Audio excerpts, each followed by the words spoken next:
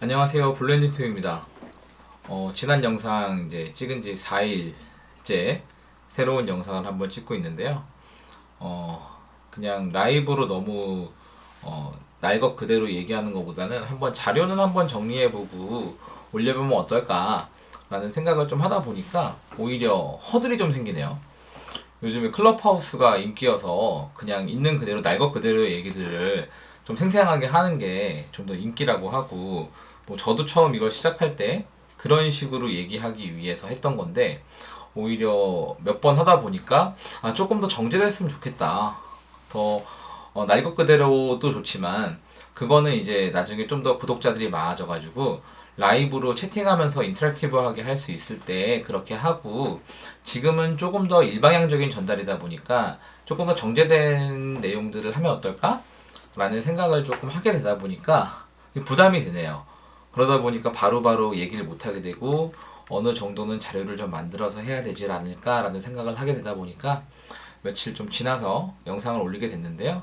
좀 조급해 하기보다 뭐 트렌드를 너무 따라가려고 하기보다는 예전 영상에도 말했던 것처럼 자기만의 속도로 가는 것이 가장 중요하다고 생각하고 있는 만큼 그렇게 한번 차분차분하게 유튜브 영상들을 좀 올리고, 많은 분들께서도 좀 시간이 지나도 다시 봐도 의미가 있는 콘텐츠들을 좀 아카이빙 할 수 있는 채널로서 역할을 하도록 좀 노력을 해보겠습니다. 오늘은 제목은 되게 거창해요. 지난번에 얘기한 것처럼 야 너 지난 영상에서 뭐 커뮤니케이션 쉽게 해야 된다며, 뭐 어려운 용어 쓰면은 서로 뭐 역효율이 생긴다며 라는 얘기 해놓고 제목부터 무슨 밸류체인이냐 뭐 비즈니스 모델이냐 어렵게 얘기하냐 라고 보실 수가 있는데, 아마 끝까지 보시게 되면은 그런 생각은 많이 없어지실 거라고 생각을 하고요. 실제로 저는 종이 한 장 연필 하나를 가지고서 어떤 한 사람이 생각할 시간만 주어지면은 정상적인 실무자라면은 자기에 대한 기본적인 밸류 체인이나 비즈니스 프로세스는 다 그려낼 수 있다고 생각합니다. 오히려 그런 마음의 여유를 갖지 못하는 실무 환경, 그리고 너무 이제 성과에 대한 압박을 너무 중심적으로 주기 때문에 분절적인 성과를 생각하는 어떤 그런 조직 문화들, 그런 게 훨씬 문제라고 생각하기 때문에 한번 오늘 내용들을 조금씩 들어보시면 좋을 것 같아요. 제가 말에 아직은 힘과 신뢰를 얻을 만한 영향력이 있는 사람은 아니기 때문에 이게 뭔 소리야 라고 그렇게 생각하실 수도 있지만, 거꾸로 한번 생각해 보시면 우리가 생각하는 어떤 전체적으로 그로스 해킹 개념이 생긴, 그리고 이제 선순환 구조라고 얘기를 할 때 그것도 생각해 보면은 되게 지금은 위대해진 기업의 어떤 CEO가 그 휴지에다가 냅킨에다가 낙서하면서 생각을 정리했던 것들이 사실은 디벨롭 되면서 어떤 밸류 체인의 선순환 구조를 만드는 건 이런 플라이휠이 있다 라는 것들도 그런 메모에서 시작되는 거잖아요. 그렇기 때문에 가만히 앉아서 한번 생각을 정리하는 시간을 갖고 그런 부분들을 자꾸 고도화해 나가는 것이 중요하다.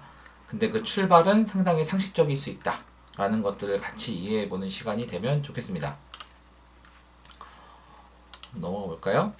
보통 비즈니스 모델이나 밸류체인 얘기할 때 뭐 이걸 얘기하기 전에도 저희가 회사에서 일반적으로 하는 일은 자기의 부선 다 다를 수가 있지만 보통 어, 이런 고민들을 하시게 되긴 할 거예요. 저 같은 경우에도 회사에서 계속 다니다가 계속 미래가 있을까? 계속 창업을 하겠다는 꿈은 항상 갖고 있었는데 도전하지 못하고 있는 상황이고요. 뭐 회사에서 근데 그런 상황에서 회사에서는 계속 신사업에 대한 기획들이나 어떤 서비스 개선에 대한 기획들을 해봐라. 아니면 신규 서비스를 런칭해야 되지 않을까? 라는 얘기를 보통 많이 나오곤 하죠. 그리고 대부분의 회사원들은 그런 식의 기획들을 하면서 살아가게 되고요. 근데 이때 보통 어떤 생각이 드시는지 저는 궁금하긴 한데, 저 개인적으로는 이런 생각이 듭니다. 되게 막막해요. 왜냐면 뭐 해볼 수 있다는 자신감이 없는 건 아닌데 이제 앞에 그려지는 부분들이 있는 거예요. 저 같은 경우에는 이렇게 이런 것들을 할 것들이 눈에 보여. 유관부서랑 협조를 어떻게 해야 되고, 뭐 어떤 부분 예산은 지금 당장 없는데 어떻게 해야 되지, 뭐 사업계획 예산에 반영할 때 해줄까 내년에, 뭐 이런 것들이 막 머릿속에 떠오르면서 사실 막막하다는 생각이 들긴 해요. 사실 뭐 창업보다는 회사에서 이런 부분, 서비스 기획이나 개선하는 부분들이 일반적인 상황에서 많이 접하게 되실 텐데, 사실 아무리 시대가 좋아져서 뭐 이제 막 이렇게 나쁘게 말하면서 푸시하는 것보다는 좋게 좋게 말하는 걸로 많이 바꾼다고 하죠.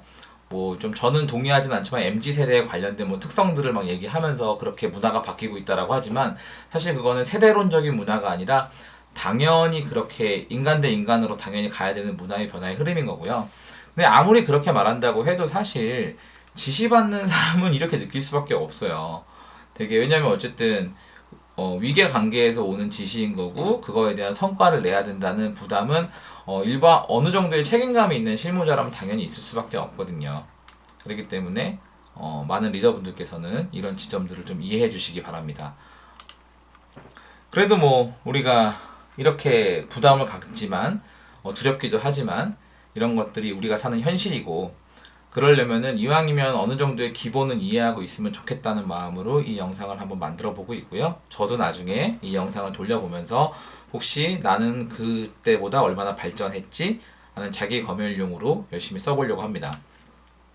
보통 어떤 기획을 처음 할 때 그러면서 이제 그림을 그리게 되는 거잖아요. 이런 장표를 그리면서 리서치를 하고 내용을 보고 분석을 하면서 그림을 막 그려내서 이걸 보고 해야지라고 하지만 제가 생각할 때 가장 크게 실수하는 점이 뭐냐면은 너무 분절적으로 그림을 위한 그림을 그린다는 것을 가장 안타깝게 생각합니다. 사실 분명히 우리는 그런 것들을 오더를 받았을 때 그 오더를 하신 분도 마찬가지예요. 지시를 하신 분도 어떤 문제점이 있기 때문에 그걸 해결하라고 지시를 하시는 걸 거고요. 당연히 그걸 수명한 사람 입장에서는 그 문제를 해결해야 되는 거죠. 단순히 장표를 잘 그리는다는 게 문제였으면은 그걸 해결하면 되는 거였지만 정상적인 상태라면은 비즈니스를 개선하거나 새로운 것들을 해나가는데가 가장 초점에 맞춰 있을 거고 이 문제를 해결하기 위해서 가장 중요한 거는 문제가 무엇인지 정확히 아는 것이겠죠. 여기까지 너무 당연한 얘기입니다. 그래서 기업에서 실무자가 해야 하는 일은 생각해보면 되게 다양한 것 같아요. 저 같은 경우엔 사실 제 직무가 뭔지 명확하게 말하기가 좀 어렵습니다.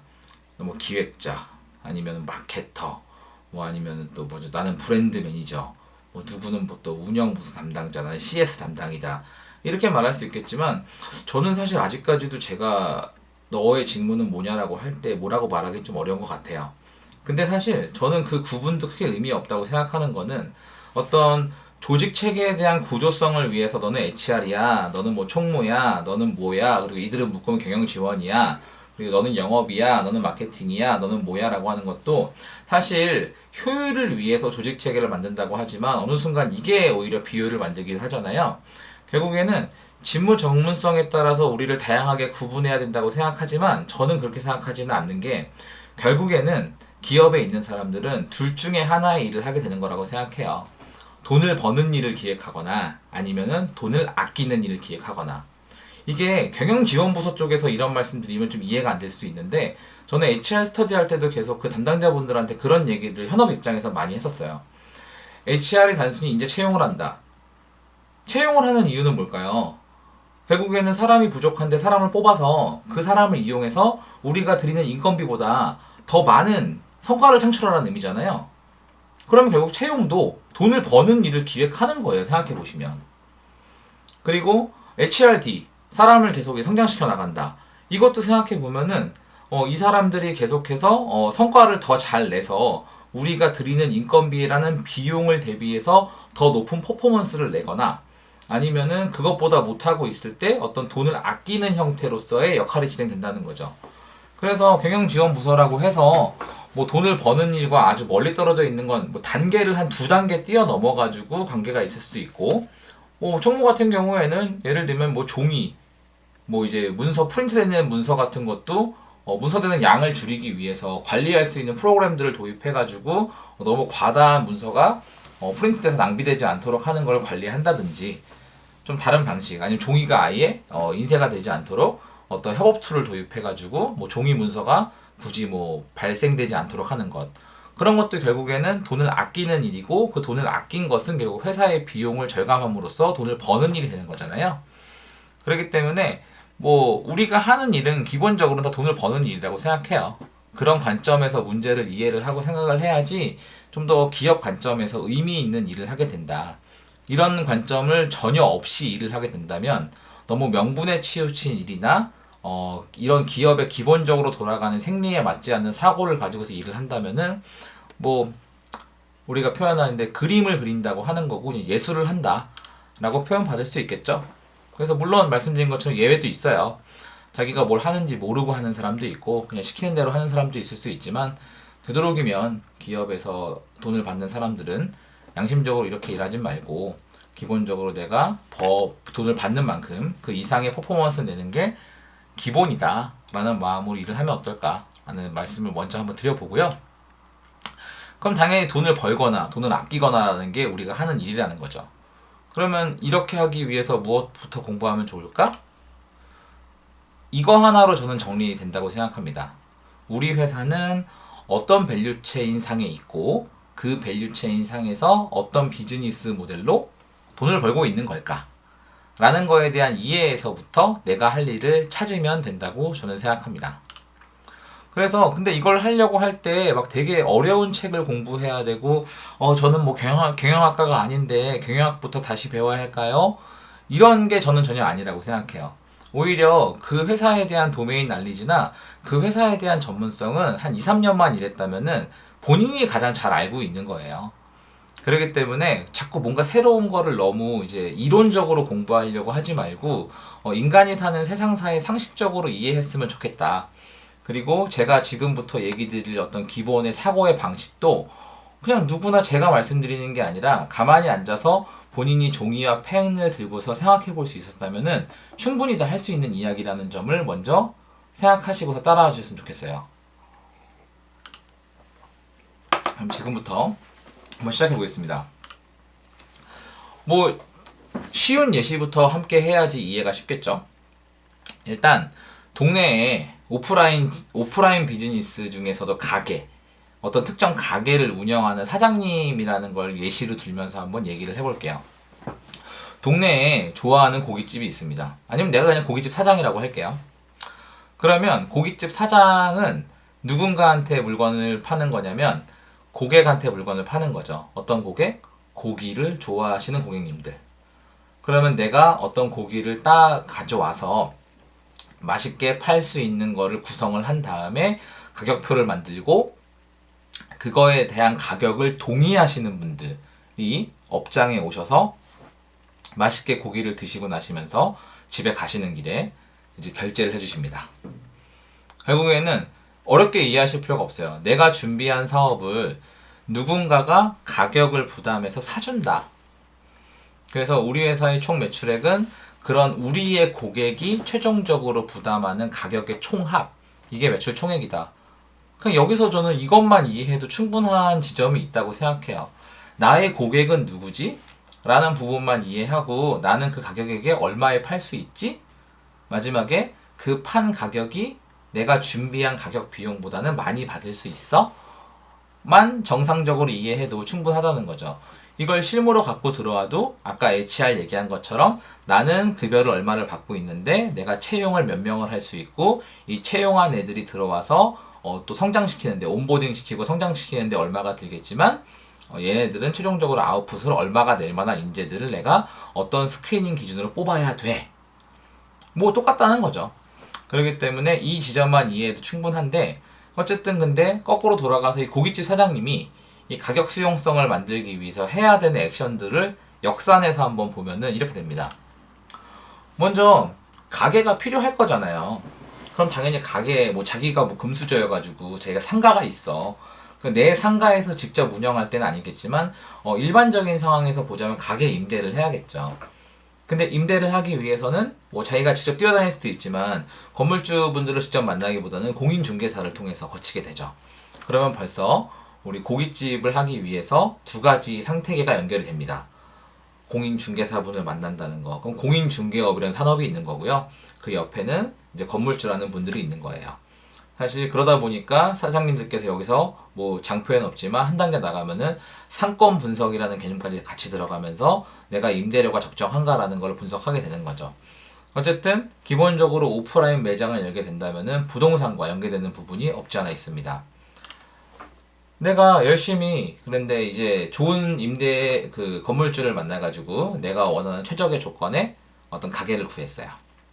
그럼 그 가게를 구하면 그냥 뭐 생 가게에서 고기를 팔 수는 없잖아요. 그렇기 때문에 이걸 팔기 위한 어떤 컨셉을 잡아서 인테리어를 진행할 겁니다. 내가 건물 건설 설계를 한 적이 있어가지고 인테리어도 할 수 있고 뭐 목수도 할 수 있고 해가지고 페인트 칠도 가능하고 해서 다 할 수 있다면은 사실 상관이 없겠지만, 그렇지 않다면 제 친구 중에서는 실제로 그렇게 하는 애가 있습니다. 정말 임대해 놓고 자기가 일단 기본적인 공사를 다 해요. 페인트도 직접 하는데 정말 보면 대단합니다. 대부분은 그렇게 못 한다는 거죠. 그렇기 때문에 전문가에게 맡기게 되고, 이렇게 맡기게 되면 인테리어도 하기 위해서 인테리어 자재가 올라와야 되는 부분들이 있고, 또 뭐 주방을 만들기 위한 주방 조리 기구, 그리고 홀 세팅을 하기 위한 기본적인 세팅들, 그리고 이런 사람들이 오셔가지고 작업을 하기 위해서는 당연히 이쪽에 대한 인테리어의 전문성을 갖고 있는 목수부터 시공사자들부터 전부 다 불러야겠죠. 그런데 이 사람들도 따로 분절적으로 돼 있기 때문에 인력 소개소라는 곳이 보통 있기도 하고요. 여기서 이제 전문가들을 관리해가지고 한 방에 연결해서 인테리어사와 붙은 다음에 저랑 계약해가지고 뭐 이제 고깃집을 인테리어를 한 다음에 열심히 꾸미게 되죠. 이제 부품 꿈을 이제 갖고 공사를 막 진행을 하고 있습니다. 그러면 이제 고기를 들여와야 될 거잖아요. 그리고 고기에 곁들이는 반찬 같은 것들을 준비하기 위한 식자재를 갖고 들어와야겠죠. 야채라든지 이런 것들 갖고 들어와야 되고요. 그리고 그걸 찍어 먹을 수 있는 기름장이나 소금 같은 걸 갖고 오기 위해서 이런 것들을 또 마련해야 되죠. 그럼 이런 것들은 또 어떻게 해야 될까요? 이것들을 준비하기 위해서 나는 무엇을 해야 되지? 그럼 어떤 분들은 그냥 가장 가까운 쪽에 식자재 마트 같은 곳에 가서 매일매일 사시기도 하고요. 아니면은 전문 좀 더 규모가 있는 대형 유통업체를 통해서 받으시는 분들도 있고요. 아니면 아예 정말 생산지에 연결돼가지고 정말 좋은 거를 다이렉트로 싸게 받겠다고 이제 하시는 분들도 있지만, 이런 분들은 어쨌든 기본적으로 좀 장사가 잘 되시는 분들.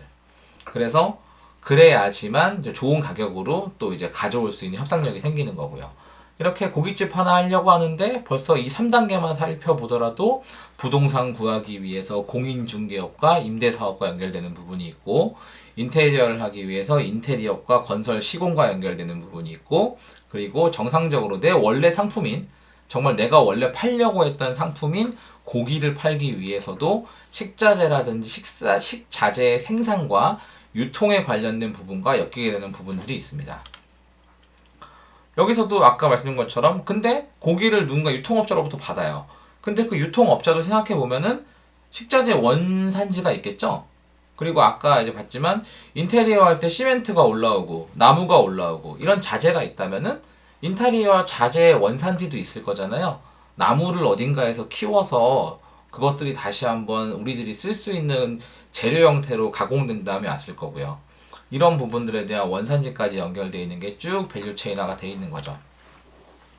그리고 가게를 나 혼자 운영할 수는 없잖아요. 그렇게 되면은 직원과 아르바이트를 고용해야 되는 부분들이 있고요. 당연히 정상적으로 어떤 국가 안에서 사업을 한다 그러면은 세금까지 내야 되고요. 이런 전체적인 밸류 체인으로 봤을 때 나랑 1단계로 엮여 있는 부분이 있고 그 다음 단계로 엮여 있는 부분들이 있어요. 이런 부분들을 이해를 해야지 내가 이거는 전문가들한테 비용을 맡기고서 효율적으로 하는 게 좋겠어 라고 판단을 하거나, 아니면은 이건 내가 협상력을 좀 가질 수 있을 것 같으니까, 아니면 내가 직접 할 수 있으니까 단계를 뛰어넘어서 그쪽과 직접 거래를 함으로써 비용을 줄여야겠어 라는 부분들을 생각해 볼 수가 있다는 거죠. 그래서 처음에는 되게 단순한 것처럼 보였지만 조금만 동네 고깃집 하나로만 이제 비즈니스를 그려봐도 이렇게 복잡한 구조들이 있다는 거를 저희가 이해할 수 있는 거고요. 그리고 실제로 최종적인 서비스인 고기가 고객에게 제공되기 위해서 어떤 물리적인 물질이 이동하는 단계들이 있는 거죠. 인테리어를 하기 위해서는 인테리어 자재가 있어야 되고 그 자재에 대한 원재료가 있어야 되고, 이것들이 가공됐을 경우에 다음 단계로 넘어갔을 경우에 이 빨간 선에서 그려진 것처럼 어떤 물류에 대한 이동 단계가 있다는 거죠. 식자재 원산지에서도 소가 열심히, 올해 소해인데 지금 저녁도 한우를 먹었지만 소해에 소를 잡아서 그들이 다시 안전하게 냉동으로 유통돼가지고 온 단계가 필요하겠죠. 이렇게 모든 물리적인 물질이 이동하는 단계에는 반드시 물류가 존재할 수밖에 없죠. 그리고 사실 물류의 범위를 넓게 해석한다 그러면은 사람의 이동도 하나의 모빌리티 이동성의 물류라고 본다면은 직원이나 아르바이트가 우리 가게까지 오기 위해서는 대중교통을 타고 올 거잖아요. 그래서 자기가 도보로 올 수도 있고요. 킥보드를 타고 올 수도 있고요.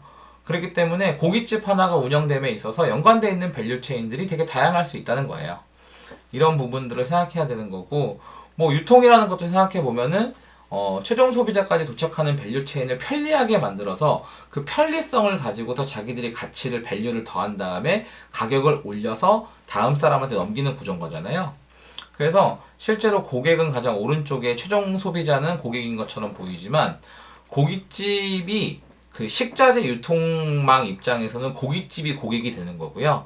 식자재 유통사 입장에서 식자재 원산지 입장에서는 식자재 유통사가 고객인 거고, 인테리어 총사 입장에서 인테리어 자재사 입장에서는 인테리어 업체가 고객인 거고, 인테리어 자재 원산지 입장에서는 인테리어 자재를 사가는 사람 쪽이 고객인 거고, 이런 식으로 밸류 체인은 상호 간에 이렇게 관계를 체인처럼 엮여 있는 거죠.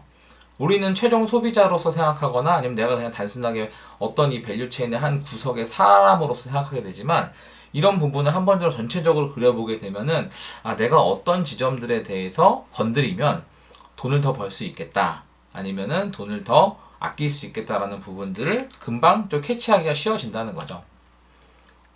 이 부분 넘어가서 어이구 죄송합니다. 이게 거꾸로 갔네요. 그래서 보시면은 이거 말고 더 있어요. 사실 고깃집에서 신용카드를 결제를 하시게 되잖아요. 그러면은 고깃집과 신용카드사와의 가맹점 계약이 필요하겠죠. 그리고 그 가맹점 계약을 하기 위해서 나는 포스기와 포스 기계를 사야 되고 벤 또 계약을 해야 돼요. 그럼 또 그 벤이 만들어지기 위해서 포스가 만들어지기 위해서 또 연관되어 있는 밸류 체인들이 있겠죠. 이렇게 생각해 보시면 고깃집이라는 단순한 사업 하나에서도 되게 다양한 밸류 체인이 연동돼 있고, 생각해 보면 저 구조에서 무언가 사업 기회를 찾을 수 있다 라는 생각들을 충분히 할 수 있다는 거예요.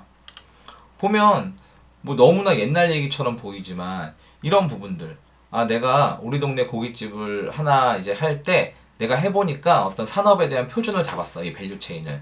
그러면 바잉 파워를 올리려고 하는데 내가 하나하나 다 지점을 늘려가는 베이스로 하면 너무 오래 걸리고 비용이 많이 들잖아. 그렇기 때문에 이걸 표준화해서 노하우를 전수해주고 그분들한테 인테리어 표준이라든지 식자재에 대한 유통에 대한 바잉 파워를 가지고서 무언가 추가에 대한 로열티 수익을 얻어야겠다 라고 생각하는 아이디어가 프랜차이즈잖아요. 그렇기 때문에 밸류 체인을 그려봤을 경우에 이 그려진 밸류 체인을 잘 본 다음에 저 체인 간에 연결해서 내가 무엇으로 돈을 벌 수 있지? 또는 어떻게 하면 비용을 아낄 수가 있지? 그럼 비용을 아끼려면 규모를 만들어야 되나? 이런 식으로 하면서 운영할 수 있는 게 결국에 프랜차이즈 신사업이 되는 거니까요. 신사업도 생각해보면은 이런 밸류 체인을 비틀거나 어떤 식으로 생각하느냐에 따라서 충분히 만들어낼 수 있다는 거죠. 만약에 내가 이런 고깃집들이 근데 너무 세상에 너무 많아졌어요. 그러면은 근데 고깃집의 수요가 왔다 갔다 하기 때문에 아르바이트를 그때그때 적시에 공급할 수가 없는 거죠. 그렇다고 뭐 파리만 날리고 있는데 아르바이트를 맨날 풀타임으로 쓸 수 없는 거고요.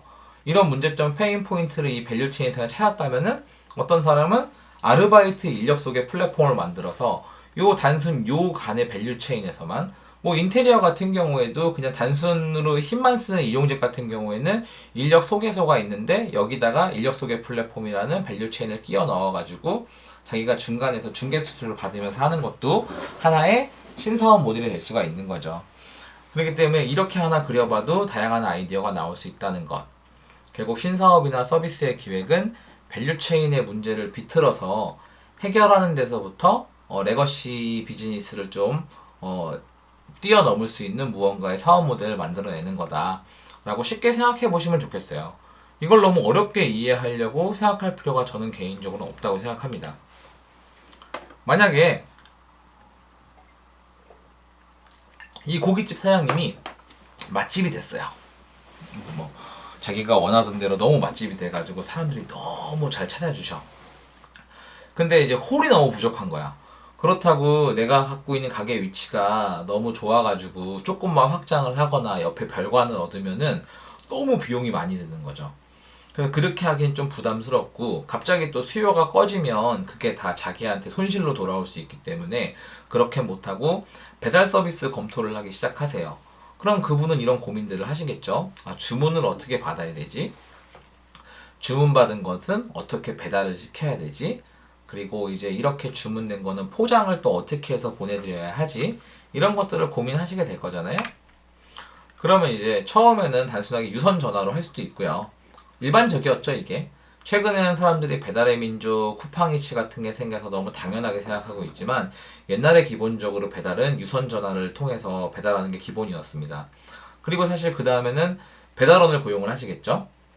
보통 중국집들이 보통 배달 장사를 많이 하기 때문에 배달원을 고용하는 경우가 많이 있었죠. 그래서 옛날에 이제 번개, 뭐 이제 저희 학교 옛날에 학교 근처에도 어떤 반점에서 별명이 정말 그 번개 그게 있었는데 최근에는 그분이 이제 더 이상 그걸 하지 않는다. 왜?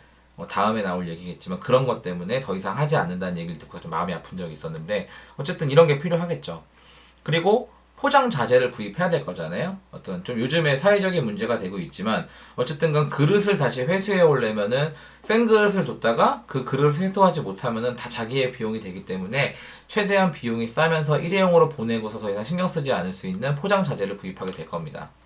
그런데 매출이 올라서 좋긴 좋겠지만 너무나 귀찮으시겠죠. 이렇게 사업하시다 보면. 그러면 이제 이런 식으로 바뀔 수 있는 거죠. 유선 전화 받던 것을 야 그냥 주문 플랫폼을 이용하자. 배달의 민족을 이용하던 쿠팡이츠를 이용하던 이걸 이용해서 계속 홀에 사람 하나가 있는 것보다는 그냥 인터넷으로 들어오면 접수 받은 걸 우리가 인지해가지고 조리하면 되는 거니까 인건비를 줄일 수 있지 않겠어? 그리고 이제 배송원을 고용하는 것보다는 배달 수요가 일정하지 않을 수 있기 때문에 야 건당 그냥 요청해가지고 배송원 받아가지고 하는 걸로 배송 서비스 플랫폼을 이용하자. 이렇게 될 수도 있는 거고요. 포장 자재 같은 경우에는 이건 아직까지 좀 명확하게 이 시장을 다 먹었다라는 것은 좀 없는 것 같긴 하지만 그래도 배민 사장님 마트라는 걸 통해 가지고 이 뒷단에 음식점 뒷단에 어떤 이런 자재류들에 대한 시장도 하나씩 장악하고 있는 것 같긴 해요. 어쨌든 하지만 그래도 사장님 입장에서는 조금 편해진 것 같긴 하죠. 뭐 내가 인건비 다 들여가지고 이것저것 뭐 노무 이슈부터 뭐 급여 이슈부터 머리 쓰는 것보다는 그냥 기술이 알아서 뭐 주문을 받아주는 식으로 바꿨으니까. 또는 배송원도 내가 오토바이 사가지고 혹시라도 사고 나면은 문제될까봐 노심초사하던 문제들을 다 플랫폼이 해결해준 것처럼 바뀌니까. 뭐 이런 것들 때문에 내가 되게 편해진 것처럼 보이지만 실제로 잘 생각해 보시면은 상황에 따라 물론 다를 수 있지만 기본적으로 사업이 잘 된다는 가정에서 보자면은 비용을 더 내시는 거예요. 당연히 내가 직접 부담하는 것보다는 플랫폼 이용료가 그 회사도 돈을 받아야 되기 때문에 당연히 그 간극의 갭만큼의 비용이 발생할 거잖아요. 그래서 생각보다 비용이 들 수는 있다는 지점들을 같이 이렇게 조금씩만 그려보면서 이해해봐도 충분히 이해할 수 있다는 거죠. 그래서 이런 밸류 체인의 변동이 있거나 어떤 것들이 들어가면서 단계들이 끼어 들어갈 때 제일 중요한 거는 너무나 당연한 얘기처럼 보이지만 이 당연한 얘기들을 잘 무시하시는 분들이 있어요. 최종 소비자 가격이 올라야지만 이 악단에 있는 밸류 체인들에서 나눠 갖는 게 더 커질 수 있는 파이가 되기 때문에 가격이 올라야 모든 밸류 체인이 해피해집니다. 그게 아니라면 특정 밸류 체인 구간에서는 비용이 줄어든 것처럼 보일 수 있거나 가격이 낮아질 수도 있을 수 있다고 생각할 수 있어요. 하지만 전체 밸류 체인을 쭉 펼쳐놓고 보자면은 최종 소비자 가격이 오르지 않는 이상 중간 단계에서 가격 중에서는 누군가가 돈을 덜 받고 있다는 얘기입니다. 그렇지 않으면은 말이 안 되는 구조인 거예요. 이런 문제가 사실 원산지에 가까워질수록 많이 나오는 얘기들이죠.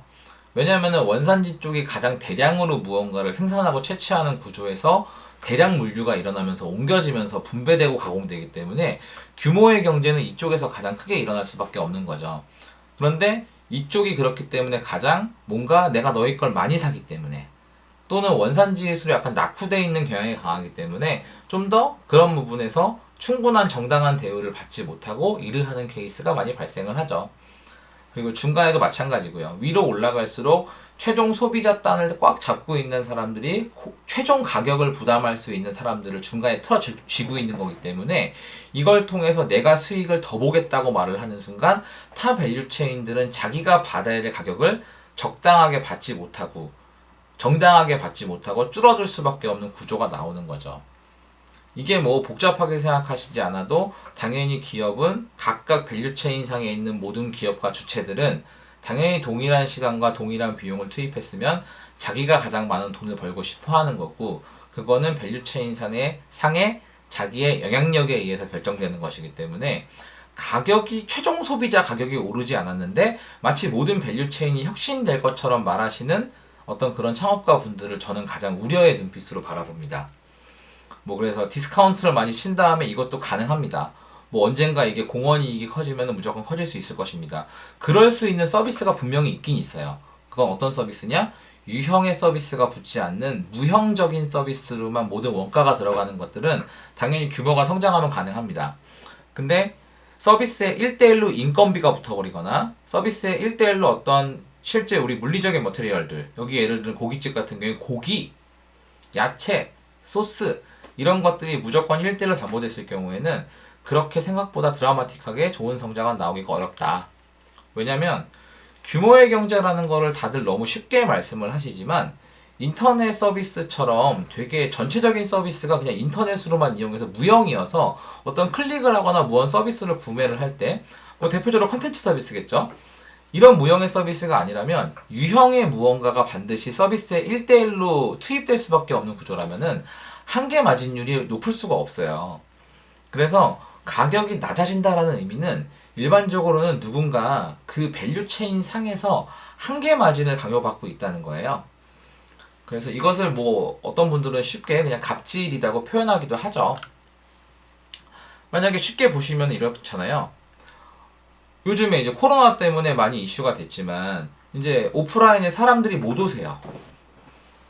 지난달까지 매출이 뭐 월 1000이었는데 이걸 다 이것저것 차 떼고 포 떼고 임대료 빼고 하다 보니까 자기가 쥐는 순이익은 사실 얼마 안 돼. 겨우 생활할 정도였어.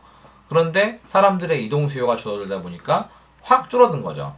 다행히 내가 만약에 저기서 우리가 막 스토리대로 온 것처럼 주문을 배달을 좀 사업을 하고 있어가지고 어느 정도 벌충이 되긴 하지만 기존과처럼 충분하지는 않아. 이런 부분 때문에 머리가 아프셨던 분들은 임대료가 부담이 크시겠죠? 그러면 이걸 하다가 내가 좋은 아이디어가 떠올랐어. 이 밸류 체인을 고민하다 보니까 이게 오프라인 매장이 어차피 앞으로 미래가 없어 보여. 그러면 배달 전문 사업으로 바꿔야 되는데 그럼 내가 아예 이렇게 만들거나 식자재를 유통하거나 하는 게 다 귀찮고 어렵고 힘드니까 아예 이런 사업 노하우를 가지고서 나 같은 사업자들한테 노하우도 전수해주면서 주방을 공유할 수 있는 형태를 만들어서 어떤 특정에서 허브 앤 스포크로 모으면은 좋지 않을까. 그럼 이게 사실 밸류 체인을 비틀어서 생각하면은 공유 주방이라는 신사업이 되는 거죠. 여기서 빨간색으로 했던 부분들을 어떤 사람들이 특정해가지고 내가 할 거야. 공유 주방 사업자들은 가게가 필요 없어지고 인테리어도 실제로는 공급자가 제공하는 거니까 기존에 고깃집 사업하시는 분들 입장에서 고려할 필요가 없어지는 거고요. 이것도 여러 가게들을 하나의 주방처럼 만드는 것이기 때문에 인테리어 자재나 주방 조리기기를 만들 때 바잉 파워가 생길 거고요.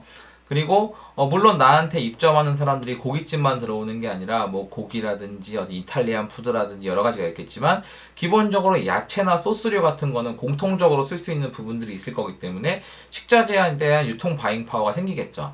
이론대로만 된다면은 밸류 체인을 임대료로 어려워하는 어차피 오프라인 매장은 죽었다 라고 판단한 다음에 배달 전문 사업으로 바뀌시려고 하는 사업자들을 모아서 나는 공유주방 사업을 해야지 라고 하게 되면 이것도 결국 밸류 체인을 비틀어서 생각하신 거잖아요. 그렇기 때문에 이런 부분만 한번 그려서 이걸 어떻게 수정할 수 있을까라는 고민만 하셔도 충분히 신사업 아이템은 나올 수 있다. 그리고 단순히 그냥 공유 주방까지는 아니더라도 고깃집 사장님 관점에서 오프라인 안 할래. 사람 뭐 이렇게 술 먹고서 진상 부리시는 분들도 너무 힘들고 임대료도 너무 비싸.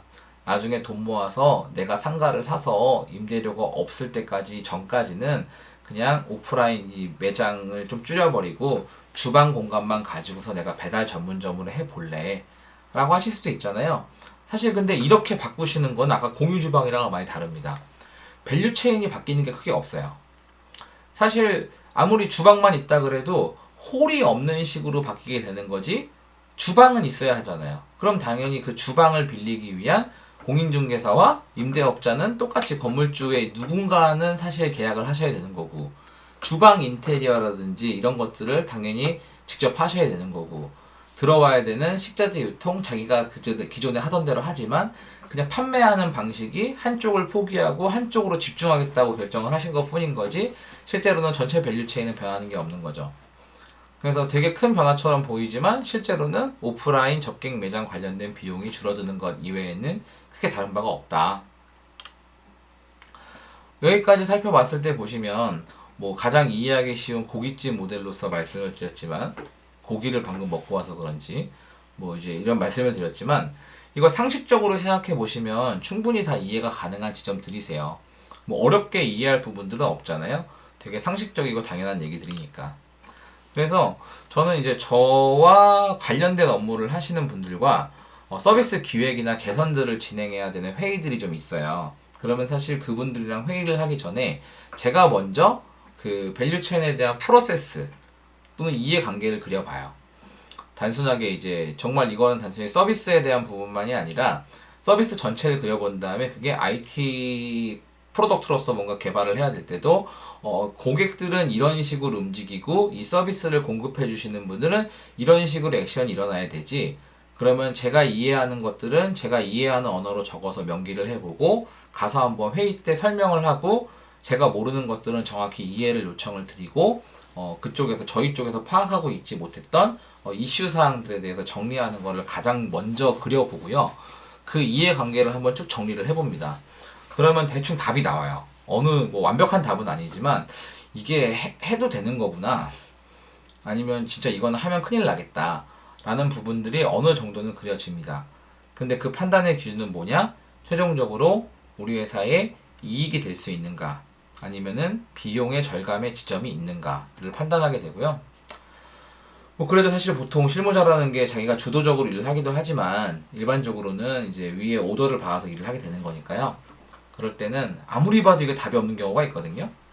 그럴 때는 어쩔 수 없죠. 누가 고양이 목에 방울을 달지 결정할 수밖에 없는 게 또 회사에 고용되는 피고용인으로서의 어떤 숙명이라고 생각합니다. 그래서 어떤 고민이 있으실 때, 업무에 대한 고민이 있으실 때 너무 복잡하게 머리 아프게 생각하거나 뭐 무조건 어디서 답을 찾으려고 하지 마시고, 한번 조용한 곳에서 종이랑 펜 한번 들고서 전체적으로 본인이 이해하신 프로세스를 쭉 그려보시면 좋을 것 같아요. 그렇게 잠시만의 자기의 여유를 가질 수 있으면 대부분의 사람들은 무엇을 해야 하는지 최소한의 윤곽을 찾으실 수 있을 거라고 저는 생각하고요. 그럼 그 다음 뭘 해야 될지.